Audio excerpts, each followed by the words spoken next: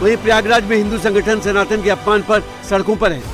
हिंदू संगठन के कार्यकर्ता पप्पू यादव के पुतले को जूतों चप्पलों से पीट रहे हैं। पप्पू यादव का पुतला फूंक रहे हैं।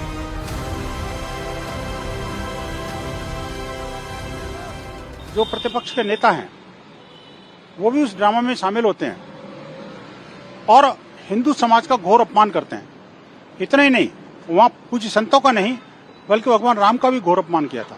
जिस तरह से राम जी की तस्वीर को और अवधेश जो वहां का सांसद है उसके पैरों में रखना और साधु होते हुए उनके पैर छूना, एक अनेक प्रकार के इन्होंने अपराध किए।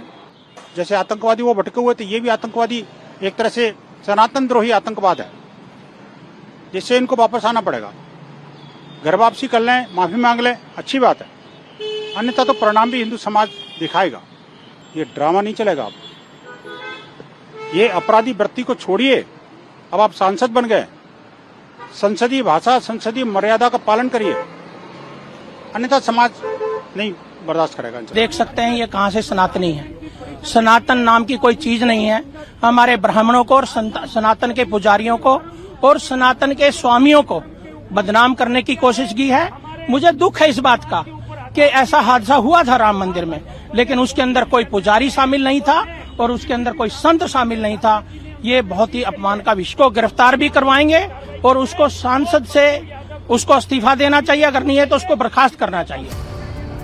बीजेपी सनातन के अपमान के मुद्दे को सड़क से संसद तक उठाने की तैयारी कर रही है। सोमवार को जब संसद की कार्रवाई शुरू होगी तो बीजेपी सनातन के मुद्दे पर विपक्ष को जोरदार तरीके से घेरने की कोशिश करेगी। बीजेपी इसे कांग्रेस की सोची समझी साजिश बता रही है। बीजेपी का कहना है कि राहुल गांधी ने जानबूझकर पप्पू यादव से सनातन का अपमान कराया है।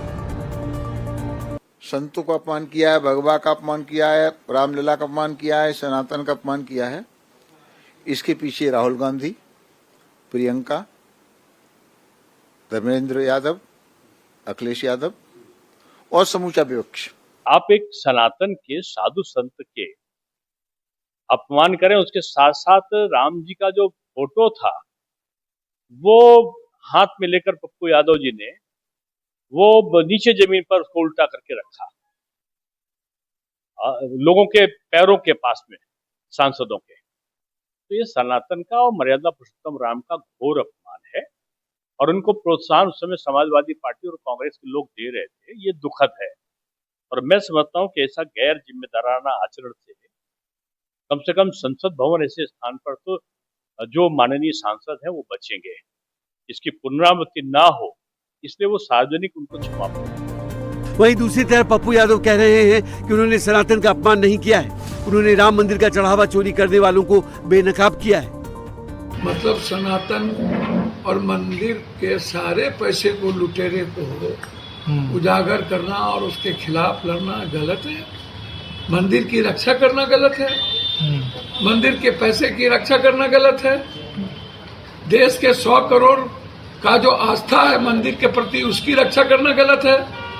हनुमान जी को नचाना सही है, गुड्डी में राम को उड़ाना सही है।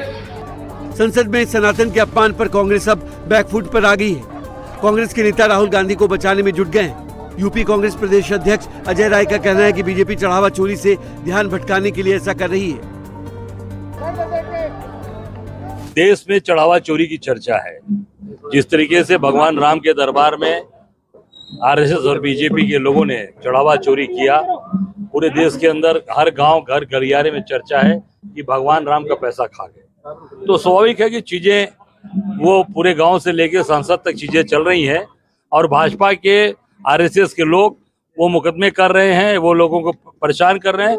पर जनता समझ चुकी है कि ये चढ़ावा चोरी को डाइवर्ट करने के लिए ये सब चीजें किया जा रहा है और आम जनता अब भारतीय जनता पार्टी के चढ़ावा चोरी से, आरएसएस के चढ़ावा चोरी से अवगत हो चुकी है। शुक्रवार को संसद के मकर द्वार पर पप्पू यादव और कांग्रेस सांसदों ने जिस तरह सनातन का अपमान किया, कुछ उसी तरह हैदराबाद में कांग्रेस के नेताओं ने भी सनातन का अपमान किया। यहाँ भी एक शख्स को भगवा वेश में बिठाकर चढ़ावा चोरी करते हुए दिखाया गया। जाहिर है कांग्रेस भी चढ़ावा चोरी को तूल देकर हिंदू वोट बैंक साधने की कोशिश में लगी है।